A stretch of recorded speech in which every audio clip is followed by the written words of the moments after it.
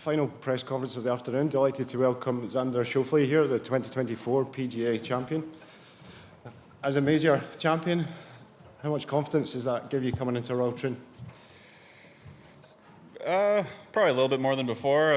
I've never been on property here, so just trying to learn the course as quickly as I can. And yeah, I mean, I really enjoy playing links golf and all the challenges that come with it. So it's always fun for me to come here and play golf. Your 7th Open appearance, tied second 2018 at Carnoustie.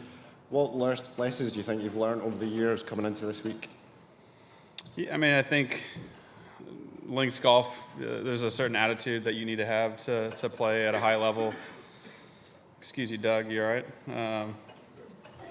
That comes with playing links golf, and that's sort of the first thing I learned when I was here, back at home in the States, when it starts raining.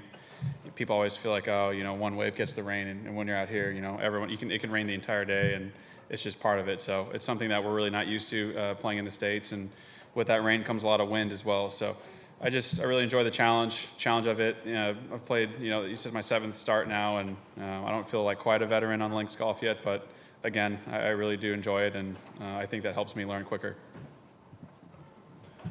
We'll get first Mike on the right here, thanks. Yeah, you mentioned learning the lesson of having the right attitude. Was there a day, conditions-wise or a shot or anything that really taught you, I need to have this attitude out here? Yeah, I think it was when you play parkland golf a lot, you feel like you need to be perfect and on.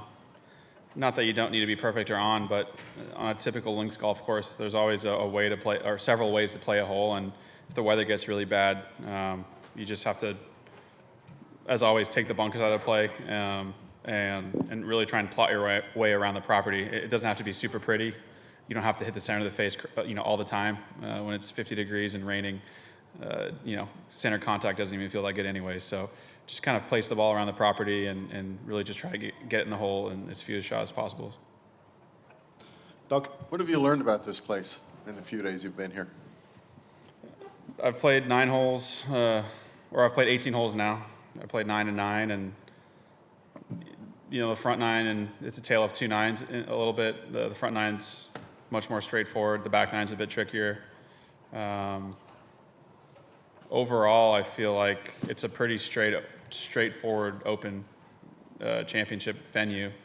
It's pretty fair and pretty straightforward. So I'm gonna have to, I'm playing the back 9 again. There's a few tee shots there that are a little uncomfortable. So wanted to see that side again. But overall, I mean, I think it's a really fair test of golf, and if it's really windy, it'll be really fun, and if the wind lays down, then I think that's how you saw some low scores back then in 16.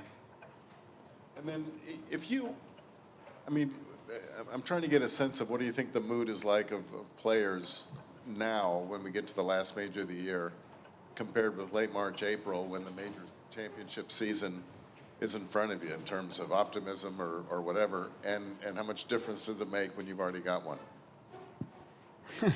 Makes me feel a lot better that I have one now. Everyone's just trying to put themselves in a position to win, and you try and get yourself in the right headspace, and everyone's pushing. For us on the PGA Tour, it's our playoffs are right around the corner.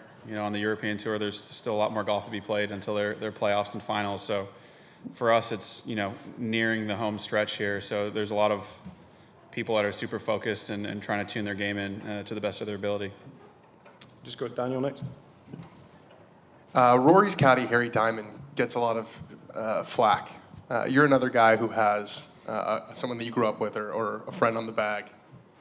Is that ever tough, being the friend and a boss? Can be. I think most guys who have their friends as caddies, they at some point have to take one of the hats off. It's got to be a working relationship as well. And I'm lucky to have Austin. He's done a great job. I believe he's one of the hardest working caddies out here. And I love when we don't have much information in a book, because I know he's going to go out there and walk 25,000 steps to get all that info for me. So in terms of the mistakes and things of that nature, it can be tricky, but open communication is the best way to solve those problems, and I feel like most of the guys out here do a pretty good job of that. What is it you're looking for in a caddy? Obviously, you're saying Austin does a good job of it, but what are the criteria that for you makes a good caddy? Just a soundboard. I mean, I need someone to talk to every once in a while. All that stuff that he has to do on the golf course, I expect him to do those things, and he does them. And then besides that, be a distraction when I need it. And since he's my friend, he can provide that more than a stranger could. Let's go Mike 4 over here. Hi, you're paired alongside Tiger Woods on Thursday, so I'm wondering what you might make of recent comments suggesting that he doesn't know when to quit, and that he's been described as like a tribute act now in certain areas. And whether that has any relevance to you when you're playing alongside him and how you see him as a player now. He's still LT grade to me. He's still wearing that red on Sunday, and I just heard some of those comments that were said by Colin, and whether it's his honest opinion or not. The game of golf needs him desperately. Selfishly, I want him to play as long as possible. It just helps all the guys out here, just with the amount of eyeballs someone like Tiger Woods brings to golf. So. He's still got a lot of fight in him, and I think he's pretty honest with his own assessment of he'll hang him up when he feels he's ready, and he's still got a lot of bite and a lot of fight in him. So I'm not too worried about him, and I look forward to playing with him the first 2 days. Is he still the biggest draw in golf then? Or what you're saying, the biggest name, biggest celebrity?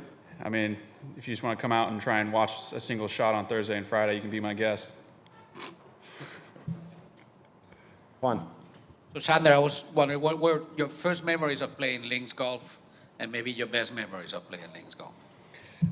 In the U.S., we have Bandon Dunes. That's probably the closest thing to links that I've ever played. It's not, maybe it's a little bit better now since it's a lot older. I played it, I'm old now, probably 15 years ago. Makes me feel really old saying that, but 15 years ago, I'm sure the course has settled in more than, I hear it takes some time for these courses to settle in and things of that nature. So Bandon Dunes was rather new when I went, and, you played the ball down, the ball was running, and there were, Pacific Dunes and Bandon Dunes were the 2 courses built. Now there's 10, but it was cold and rainy, and I remember playing every hole in the wind and rain. My rain gear was completely irrelevant at some point, and I just kept going, and I was 13 or 14 or 15 years oldish, and I had the time of my life. It was something that I've never experienced, and I just expect it when I go to play links golf. I expect bad weather and for it to play tough and for people to complain and whine, and I think if you have a good attitude, you get that edge. So the other thing is there was a theme in Valhalla, kind of how many times you have to be close to win, and then you won. So how close were you in Carnoustie, and what are your memories of Carnoustie? Carnoustie was interesting. It was such an interesting approach for me. I went to Germany, to my dad's hometown and my brother's hometown and a few other cities in Germany. And I actually remember I was in really bad golf shape. I think I shanked my first shot on the range at Carnoustie like Sunday night.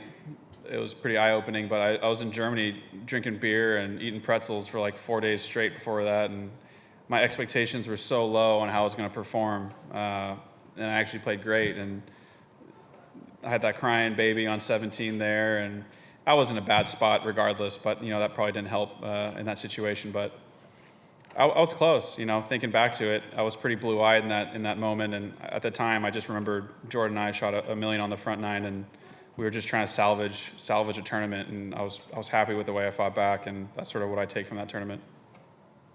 Tom. Xander, can I ask you about the Postage Stamp, a dinky little par 3 in a world of ever-lengthening golf courses? It's refreshing. It's really hard.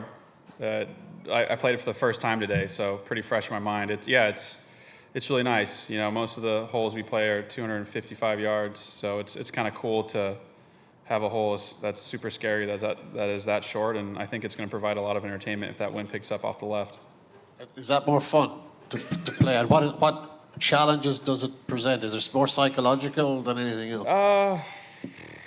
Maybe fun if you're just playing with the boys, I think, but I don't know about for a tournament, trying to win a major championship, and you have a little hole like that could mess your entire week up. But yeah, it's fun. It's more fun than playing a 250-yard hole with no wind, but it's probably harder.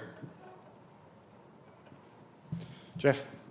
Xander, Tiger was in earlier. He's added some lead weight to his putter. Rory's tinkering with his stroke just a little. These greens are so much slower than what you've been facing all year.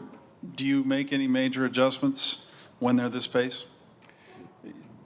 I haven't. I brought weights for my putter, basically lead tape essentially. I haven't yet. I played last week at Renaissance, and they were actually faster than what the greens are here. So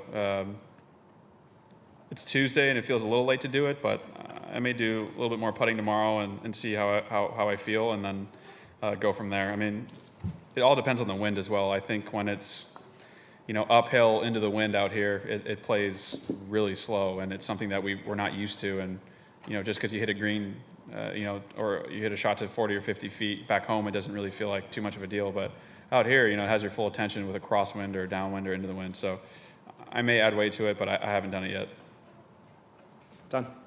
You just said Tuesday's a little bit late to make a change. Is there a time during major weeks when all right, the prep, the swing work is done, like it's go time?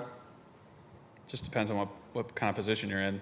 You'd like to be done before you arrive on property and just play your rounds and go through your process and rest up as much as possible and see your physio and your trainer and get your body right and get your mind right at the end of the day. And so it just varies. I've done. I just referenced Carnoustie, where I was just having beers and eating sausage and pretzels and everything that I've never done before to get ready for a thing, just to get on the right time zone. And I felt like that was important, and I guess it paid off. But usually when you're swinging well going into the week, it's helpful in majors. Any more questions? Thank you. Did the idea of winning a major prior to winning a major seem daunting to you? Say that again? Like before winning PGA, did the idea of winning a major, did it feel more daunting than maybe a normal tour event? You put more emphasis on it, but daunting is not really how I would view it. We're playing golf out here, you know what I mean? It's not like anyone's dying after they don't shoot the round of their life, but yeah, I mean, you build it up in your head and it becomes something, especially when you're close and you haven't won. But I was able to sort of put that aside and really just treat it like a tournament, a normal tournament. Now that you have won one, do you feel more at ease with that process, I guess? In this room, maybe. It's easier to face you guys and talk about how I've done it. You know what I mean? You guys can't ask me that question anymore about how I've never won one. So you got me there. What's the most daunting thing you've ever faced? Getting my tour card, probably. Yeah, it's sort of a reality check. You build up your whole career to what's the most daunting thing I've ever faced. I'll repeat it for Doug. Yeah, but getting my tour card, I'd say it's your whole life, everyone tries to help you, and then you kind of become an adult, and you get out of college, and then all of a sudden, it's all fun and games, and then you're like, I need to make this, I need to make a living for myself, because I haven't done anything else my entire life, so how do I know how to do anything else if I've only played golf? And so that was probably the most pressure I've felt in my life, is to get a tour card and then maintain it and then push on. One more from Juan. So I need to follow up on that. So, and I connect this with your relationship with Austin, and the fact that he lived all that time with you, and you went through those times together. How does it help in your relationship with him as a guy? Yeah, it's I give him a lot of free passes. I feel like we made a lot of mistakes together early on. I knew we were going to make a lot of mistakes early on, and so did he. So we were on the same page when we made the mistakes, and we talked about them after rounds. And we've missed 9 cuts in a row, and we roomed together. So we put our friendship to the test, I'd say, in those moments, and we survived them, and were able to laugh at the end of those 9 weeks, and able to get our card at the end of that year, anyways. So that definitely brought us together closer, and we have a pretty good bond that's probably impossible to break, I'd say, regardless of what happens in the future. Any further questions? All good? Xander, thanks for your time and have a great week. Thank you.